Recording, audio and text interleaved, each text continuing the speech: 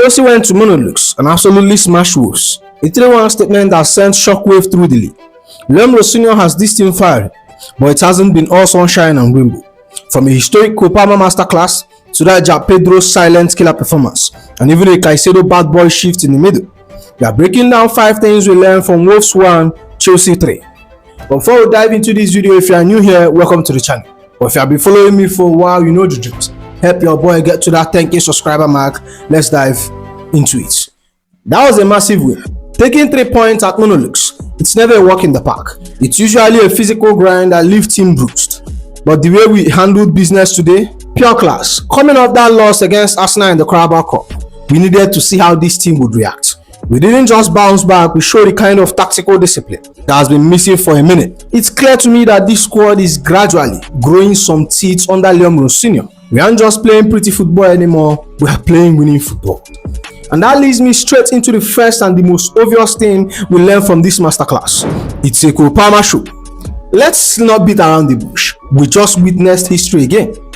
I don't think we talk enough about how lucky we are to watch this man in a Chelsea shirt. The narrative surrounding Copama recently has been noisy to say the least. Between the injury layoff and those lazy homesick rumors circulating in the tabloids, the pressure was mounted. People were actually questioning if he could still carry us. His response: pure unadulterated ice. Copama is the first player in the Premier League history to score 3 hat-tricks in the first half of a match. Think about that. In the history of the league, nobody, absolutely nobody has done what Copama did. He didn't just return to the starting 11, he reminded everyone who the landlord of the league is. Most Premier League hat-trick for Chelsea, Copama leading 4, Frank Lampard 3, Jimmy Floyd Hustle Bank 3, Didier Drogba 3. It's taking Copama just 84 games to go top.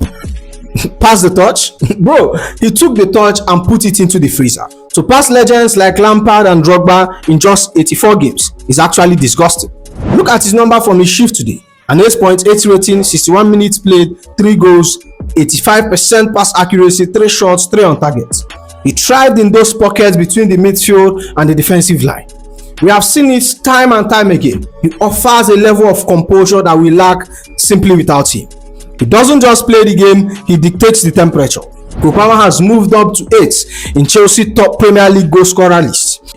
And for rivals trying to make comparison, keep that energy.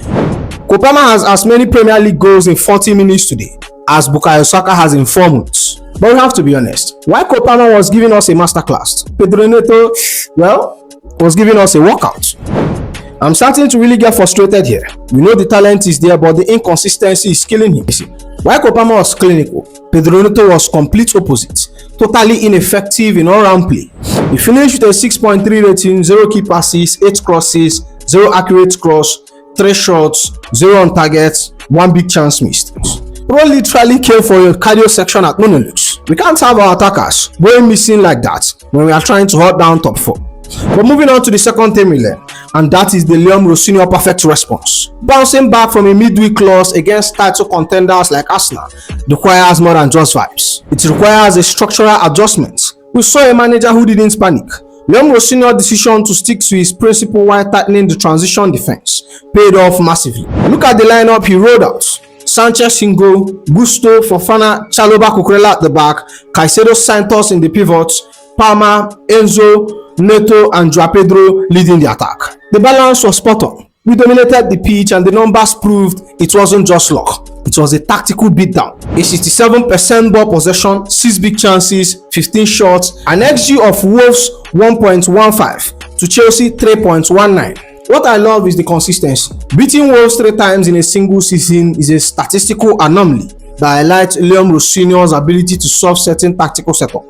He had a plan and the boys executed it to perfection.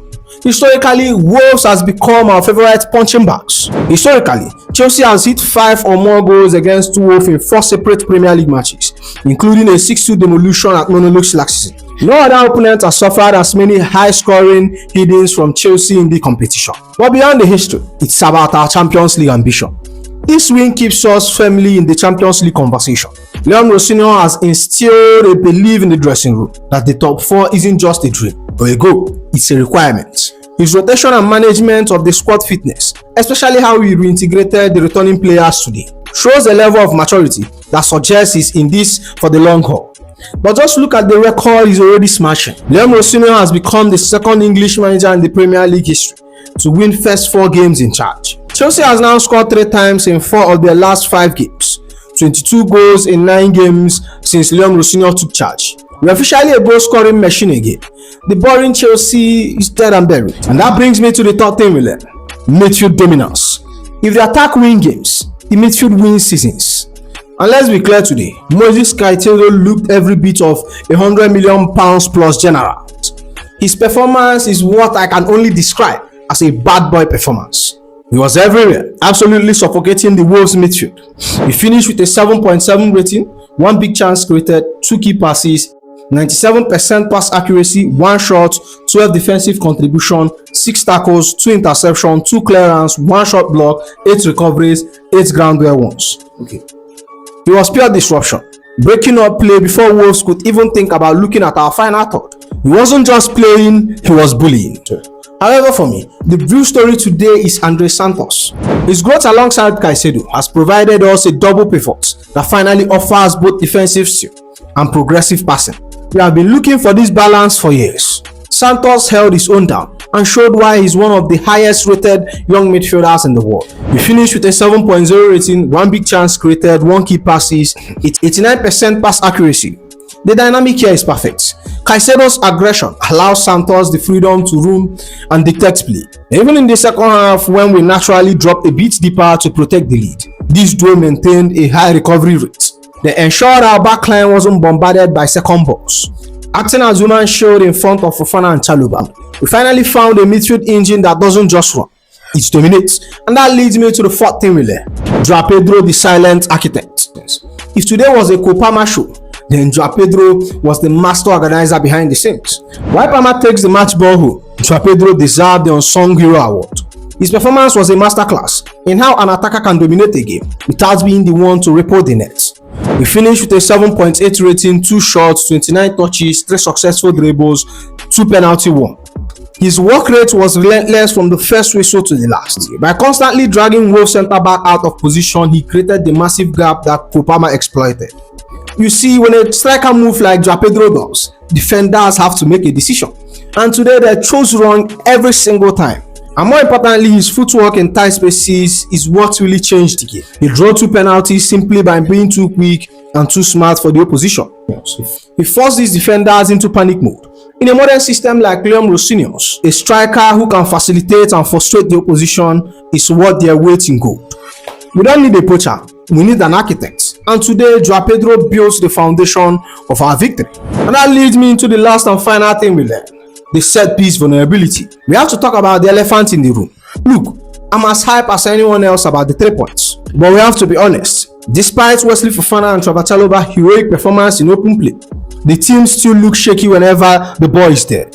In open play, Fofana was an absolute tour. He finished with a 7.3 rating, 7 defensive contribution, 1 interception, 5 clearance, 1 shot block, 4 recoveries, 1 ground duel won, 2 area duel won, 0 time dribbled past.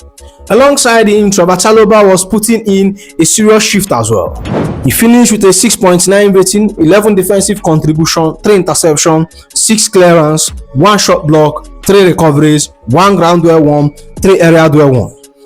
So if the centre back are playing this well, why does we hold our breath whenever the opposition team wins a corner? This remains among the highest in top half of the table. We are leaking goals in situations that should be controllable. There seems to be a lack of communication on who attacks the first ball. We are standing around watching the ball instead of attacking it. It's the only blemish on the otherwise perfect evening.